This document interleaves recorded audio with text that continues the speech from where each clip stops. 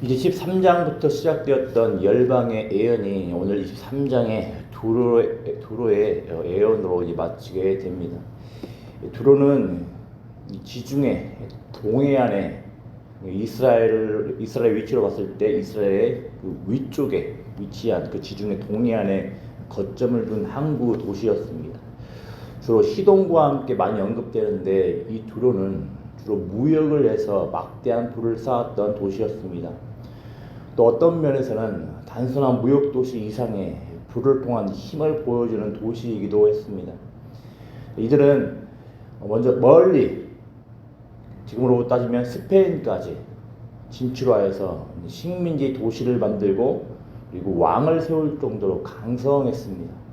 이 대표적인 도시가 오늘 본문에 나오는 다시스입니다. 그런데 오늘 1절에서는 두로에 관한 경고라 하면서 어떻게 시작을 합니까? 다시스의 배들아 너희는 슬피 부짖을지어다 이렇게 시작을 합니다. 왜이겠습니까? 두로를 모항으로 하여서 활발하게 무역을 하던 상황이 이제 두로의 심판으로 큰 타격을 받기 때문입니다.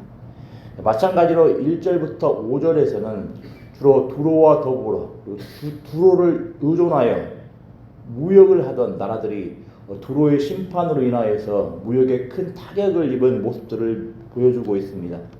여기에는 시돈도 포함되며 심지어는 애굽까지도 포함됩니다. 애굽은 나일의 투수, 애굽은 많은 곡식들을 수출하는 나라였는데 이 두로의 배들을 이제 이용하여서 무역을 했습니다. 그래서 두로의 심판 소식이 임할 때 이제 더 이상 무역을 제대로 못하니까 고통받는다고 하는 겁니다. 이러다 두로의 심판은 지중해 연안의 그 무역에 많은 영향을 미칩니다. 그리고 그 경제활동에 많은 영향을 미칩니다. 이제 6절부터 14절에서는 이런 두로의 심판이 왜 임하게 되었는지를 말해줍니다. 한마디로 두로가 망할 거라고는 상상할 수 없을 정도로 강성하고 안정적이었는데 왜 망했다고 이야기를 합니까? 만군의 여호와의 뜻을 따라 심판받았다라고 이야기를 합니다. 그래서 9절부터 11절에 보면 그 심판의 주체가 잘 나와 있습니다. 9절을 보면 만군의 여호와께서 이렇게 시작을 합니다. 11절도 보다 하더라도 여호와께서 시작을 하고 중간에 여호와께서 이렇게 언급되고 있습니다. 심판의 주체로 여호와 하나님이시다라는 것을 분명히 말을 하고 있습니다. 근데 왜 이렇게 두로가 심판받는다고 이야기를 합니까? 다른 것에 있는 거 아니라 9절에 나와 있는 대로 우리 한번 9절 말씀 같이 읽어보겠습니다. 만군의 여호와께서 그것을 정하시는 것이라 모든 누리던 영화를 욕되게 하시며 세상의 모든 교만하던 자가 멸시를 받게 하려 하심이라 합니다. 결국 두로의 교만, 불로 인한 교만으로 인하여서 심판받았다라고 분명히 이야기를 합니다. 막대한 불을 가지고 자신의 힘을 의지하여 자신의 뜻대로 살아가던 자들이 바로 두로였습니다. 이들이 불로 말미암아 얼마나 강성했는지는 7절, 8절을 보면 잘 묘사되고 있습니다. 7절, 8절 말씀을 보면 두로가 먼 지방까지 가서 식민지, 도시를 건설하고 왕을 세웠음을 보여주는데 면류관을 씌운다라는 표현이 이런 점들을 잘 보여줍니다. 면류관을 씌운다는 것은 일종의 왕을 세운다는 것입니다. 그래서 두로가 먼 지방까지 가가지고 많은 식민지, 도시를 건설한 도시마다 왕을 세우는 그런 강한 영향력을 가진 도시임을 잘 보여주는 겁니다. 이러니 얼마나 두로의 영향력이 컸겠습니까? 얼마나 교만했겠습니까? 이제 이 두로에 대한 심판은 정말로 생각하지 못할 정도로 정말로 의외라고 그 모든 사람들은 생각했을 겁니다. 그렇지만 이 상황에 대하여서 이제 여호와께서 갈대아 사람들, 그러니까 곧 바벨론의 경우를 예를 들어서 두로가 갑자기 철저하게 심판당해서 황무해진다고 이야기를 합니다. 그러니까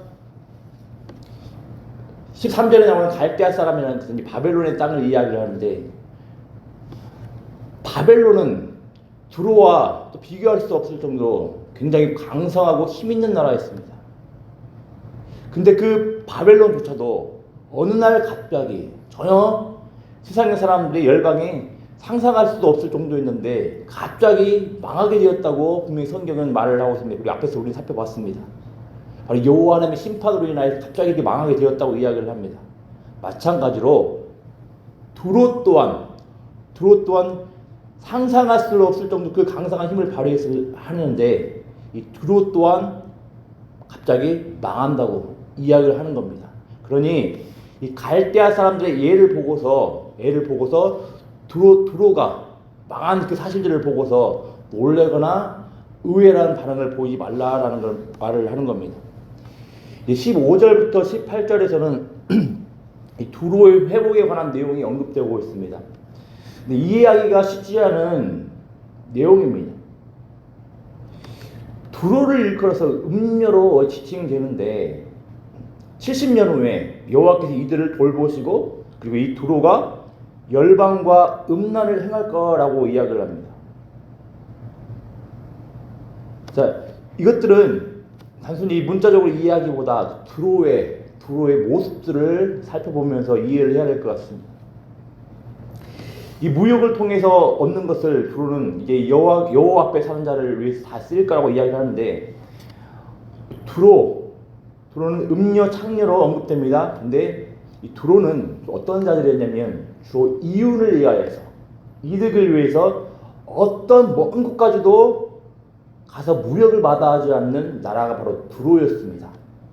마찬가지로 음녀 창녀의 성격도 이 두로처럼 어떤 그 이윤을 위하여서 어떤 거래도 마다하지 않는 그런 모습을 보여주기 때문에 지금 이 두로를 창녀와 지금 비유를 한 겁니다.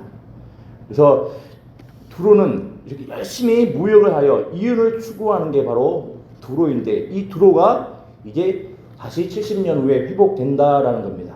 그리고 이렇게 쌓였던 이윤이 근데 어떻게 사용된다고 합니까? 여호와 앞에 사는 자들, 바로 하나님의 백성을 위하여서 사용된다라고 이야기를 합니다. 반전입니다. 반전. 오늘 본문을 상당히 긴 본문인데 이 본문을 통해서 우리가 무엇을 배울 수 있습니까? 단순하게 우리는 이 사실을 배울 수 있을 겁니다. 결국 가장 막강한 힘이라 할 수도 있는 불을 의지하고 쫓는 자들은 어떻게 된다는 겁니까? 망한다라는 겁니다. 영원하지 않다라는 겁니다.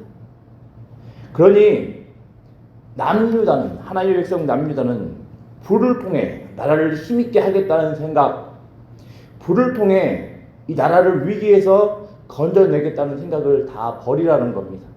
왜이겠습니까?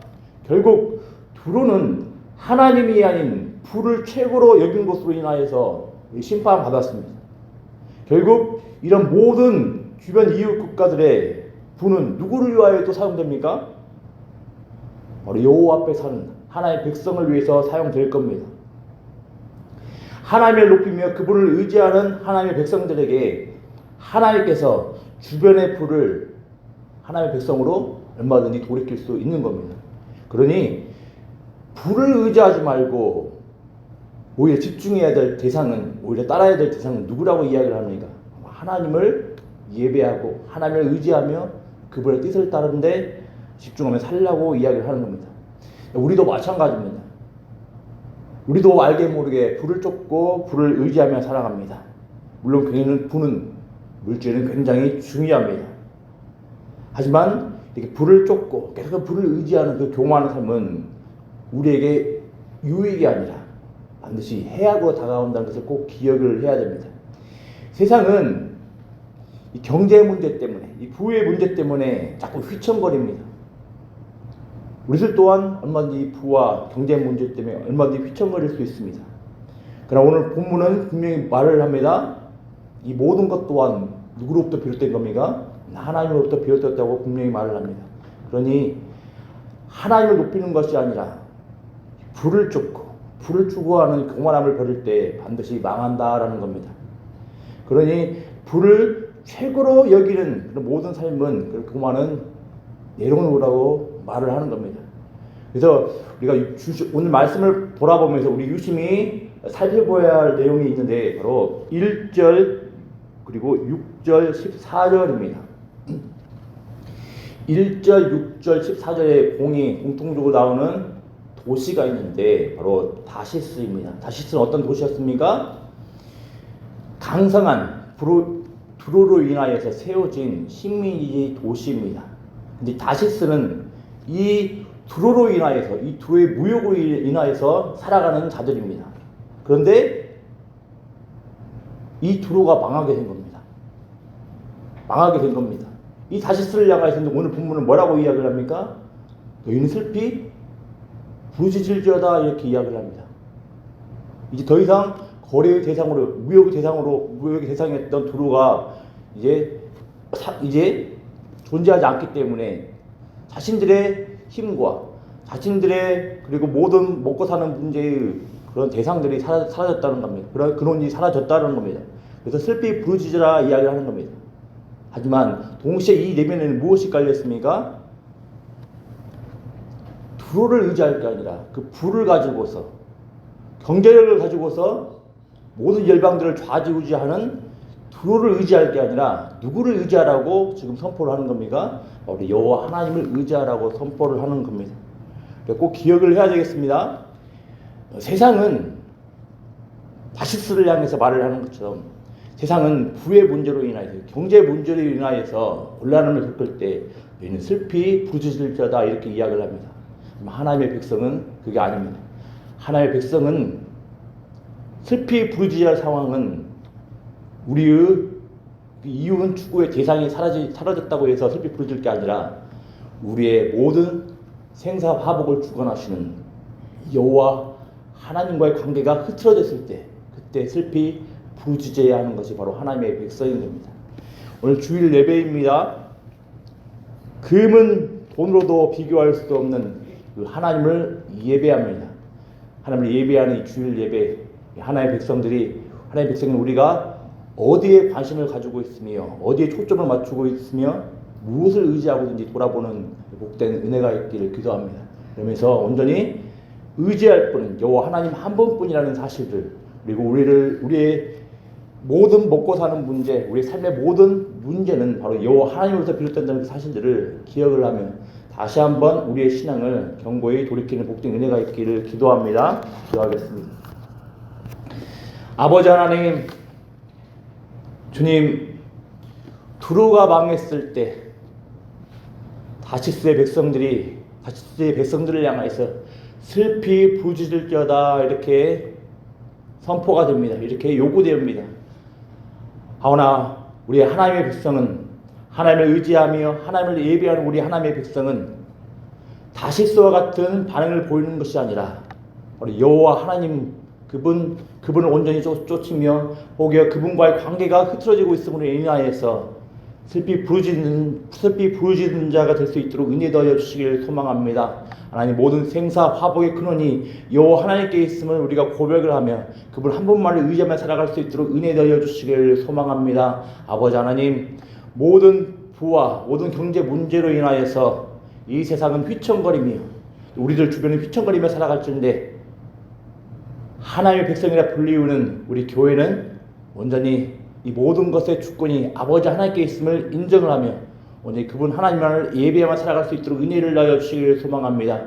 이렇게 예배하며 주님을 의지하며 살아갈 때 우리 하나님께서 우리가 이해할 수 없는 방식대로 우리 먹고 사는 문제를 해결하시고 우리 삶의 문제를 해결해 주실 거라는 그 사실들을 믿으며 예배하며 살아갈 수 있는 복된 우리 광주 영광교회 될 수 있도록 복의 복을 더하여 주시옵소서. 감사를 드리며 예수님의 이름으로 기도드리옵나이다. 아멘.